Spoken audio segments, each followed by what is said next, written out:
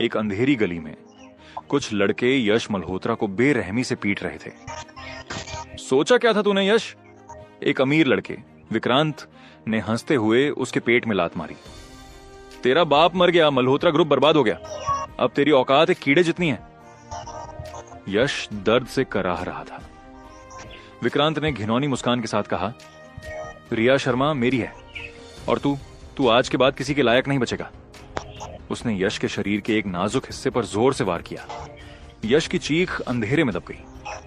अब जा, जी सके तो जी ले। वे उसे वहीं छोड़कर चले गए। जिल्लत और दर्द से टूटकर यश लड़खड़ाता हुआ अपनी यूनिवर्सिटी की तरफ बढ़ा और शायद जिंदगी खत्म करने का फैसला कर लिया। एपेक्स यूनिवर्सिटी में तालाब के किनारे भीड़ जमा थी।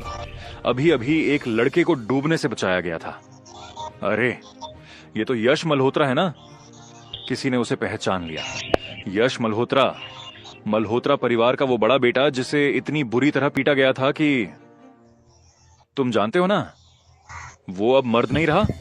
हाय बेचारे की किस्मत देखो, परिवार बर्बाद हो गया, सब खत्म हो गया और अब ये सदमा।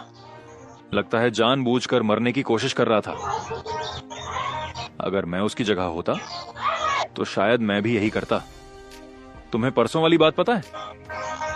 यश रिया शर्मा के पास गया और कहा कि वो उसे अपनी गर्लफ्रेंड बनाना चाहता है। पता है रिया ने क्या कहा? क्या कहा?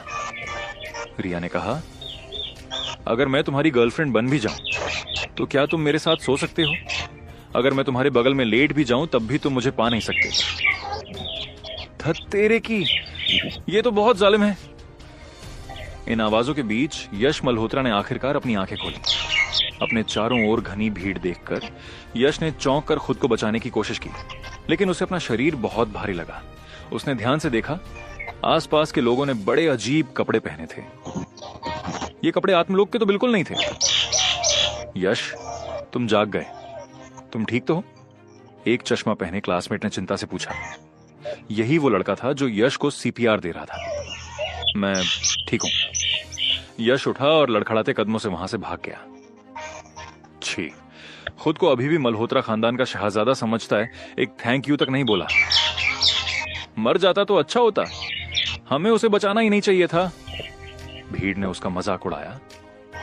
यश तालाब से दूर निकल आया। आसपास की ऊंची ऊंची स्टील की इमारतों को देखकर उसका चेहरा अविश्वास से भर गया।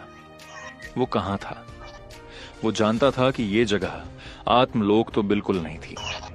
जितना ज्यादा वो सोचता, उसका सिर उतना ही दुखता, जैसे उसकी यादों की गहराई से कुछ बाहर निकलने की कोशिश कर रहा हो। तभी चश्मा पहने वो क्लासमेट चिंतित होकर उसके पीछे आया और फिर से पूछा, यश, तुम सच में ठीक हो ना? क्या मेरा नाम यश मल्होत्रा है? यश ने दुबले पतले लड़के की ओर देखा। उसके सिर में तेज दर्द हो रहा था। ये कौन सी जगह है? तुम अपनी याददाश्त तो नहीं खो बैठे? ये एपेक्स यूनिवर्सिटी है। तुम मल्होत्रा परिवार के बड़े बेटे हो? नहीं, मतलब तुम्हारा परिवार तो पहले ही। लड़का कहते कहते रुक गया, जैसे उसे ये सब जोर से कहने में शर्म आ रही हो।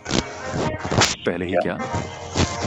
वे अब नहीं रहे। यश, तुम्हारे क्लासमेट होने के नाते मुझे तुम्हें समझाना है। यार हिम्मत रखो, इस झटके की वजह से खुद को मारने की कोशिश मत करो। और वो रिया शर्मा, तुम्हें उसकी बिल्कुल परवाह करने की जरूरत नहीं है। रिया कभी अच्छी लड़की थी ही नहीं। रिया शर्मा?